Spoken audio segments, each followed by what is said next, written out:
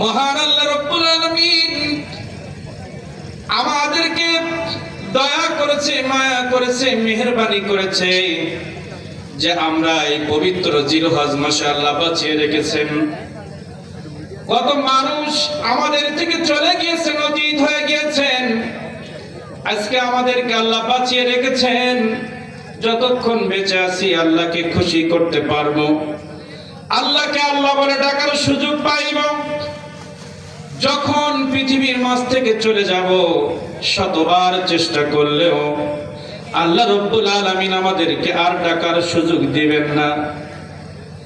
এখন আমাদের হায়াত রয়েছে, আজকে আমরা যে নিয়ামত আল্লাহ রাব্বুল আলামিন আমাদেরকে দান করেছেন, জিলহজ মাসের মতো একটা নিয়ামত, এই জিলহজ মাস আমরা পাইতাম না যদি আল্লাহ রাব্বুল আলামিন আমার নবী রাহমাতুল লিল আলামিনকে আমাদের জন্য নবী না বানাইতেন। আমরা আল্লাহ রাব্বুল আলামিনের দরবারে শুকরিয়া আদায় করি যে মহান আল্লাহ রাব্বুল আলামিন আমাদের শ্রেষ্ঠ কিছু নিয়ামত দান করেছেন, যেটা অন্য কাউকে দেয় নাই। তার প্রথম নিয়ামত হচ্ছে আমাদের মালিককে। একটু কথা বলেন।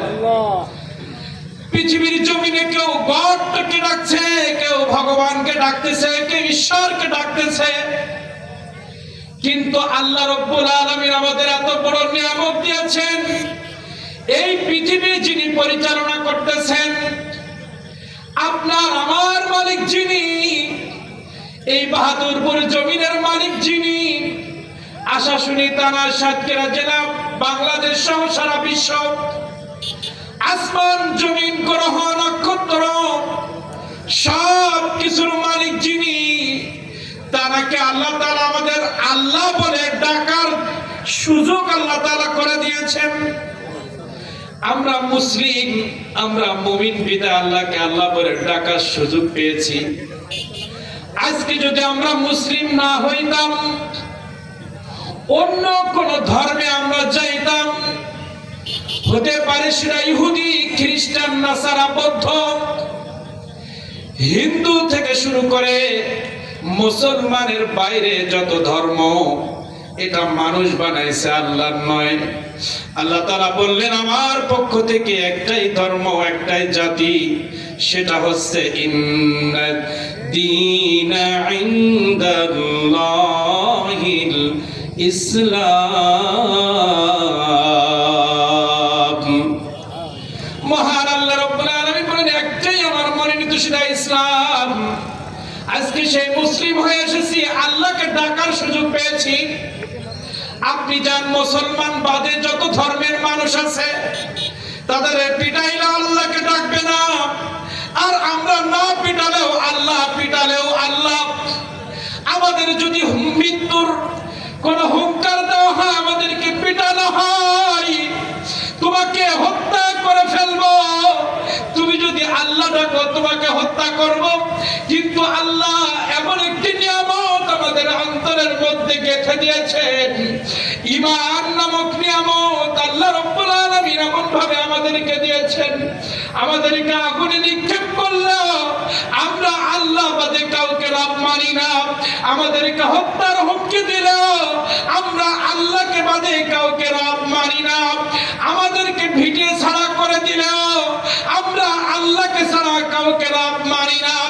এমন একটা মাসে আল্লাহ রাব্বুল আলামিন আমাদেরকে একত্রিত করেছেন, যে মাসে আল্লাহ রাব্বুল আলামিন ইব্রাহিম আলাইহিস সালামকে জীবনের সবথেকে বড় পরীক্ষা নিয়েছেন। যে আয়াতে কালিমাগুলো পড়েছিলাম এই বরকতময় মাসে, তার প্রথম আমি আলোচনাতে আমাদের নিয়ামতের যে কথাটি বলেছি, এটা বলে সুযোগ পাইলে আয়াতের মধ্যে ঢুকবো।